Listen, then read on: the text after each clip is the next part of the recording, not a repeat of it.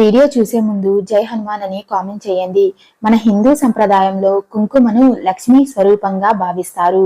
కుంకుమ లేకుండా ఏ పూజ జరగదు. కుంకుమ లేని పూజ అసంపూర్ణంగానే ఉంటుంది అని పండితులు చెబుతున్నారు. మీ జీవితంలో ఒక్కసారైనా అమ్మవారికి కుంకుమ పూజను చెయ్యాలి. కుంకుమ పూజ చాలా శక్తివంతమైనది. ఈ శక్తివంతమైన కుంకుమ పూజ ఇంట్లోనే సింపుల్ గా చేసుకోవచ్చు.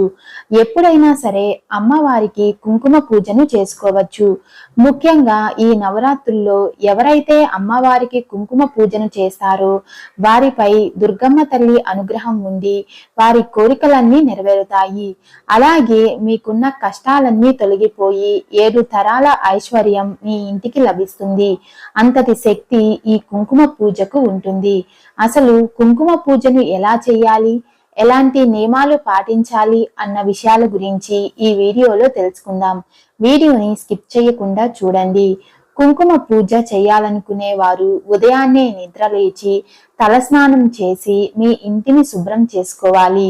తర్వాత మీ ఇంటి గుమ్మానికి పసుపు రాసి కుంకుమ బొట్లు పెట్టుకోవాలి.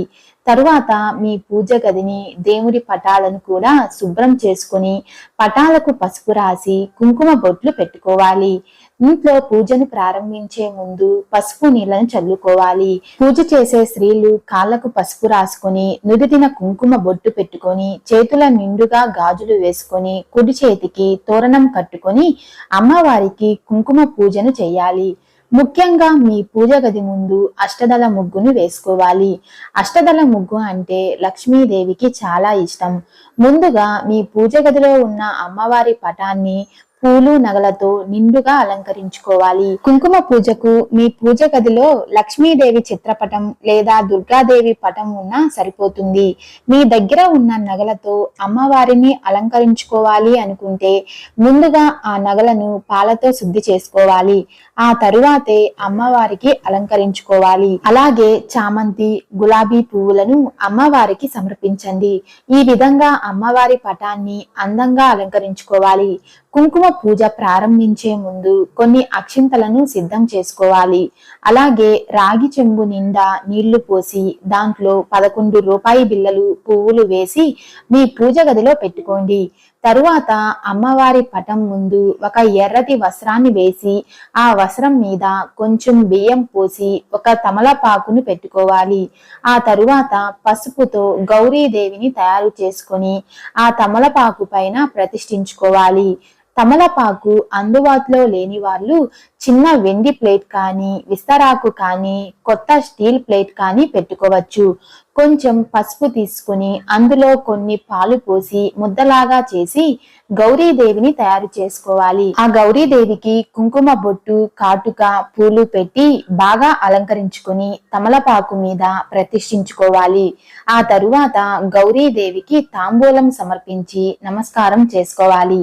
గౌరీదేవికి కుంకుమార్చన చేసే ముందు పిండి ప్రమిదలతో దీపారాధన చేసి నైవేద్యం సమర్పించాలి. బియ్యం పిండిలో కొంచెం పాలు పోసి 2 చిన్న ప్రమిదలను తయారు చేసుకోవాలి.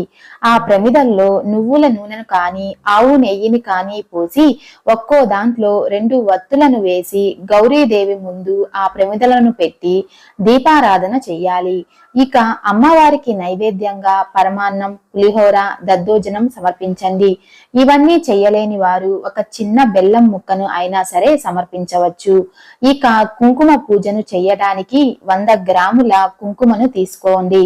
మీ కష్టాలను అలాగే మీ కోరికలను అమ్మవారికి చెప్పుకుంటూ గౌరీదేవి పైన కొంచెం కొంచెం కుంకుమను వేస్తూ పూజ చెయ్యండి.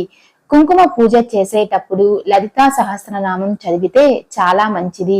లేదా జై దుర్గా భవాని అనే మంత్రాన్ని చదువుతూ భక్తి శ్రద్ధలతో అమ్మవారికి కుంకుమ పూజను చెయ్యండి. కనీసం 10 నిమిషాల నుండి 20 నిమిషాల వరకు అమ్మవారికి కుంకుమార్చన చెయ్యాలి. చివరిగా అమ్మవారికి హారతి ఇచ్చి ధూపం సమర్పించి తలపైన అక్షంతలు వేసుకొని అమ్మవారికి నమస్కారం చేసుకోండి.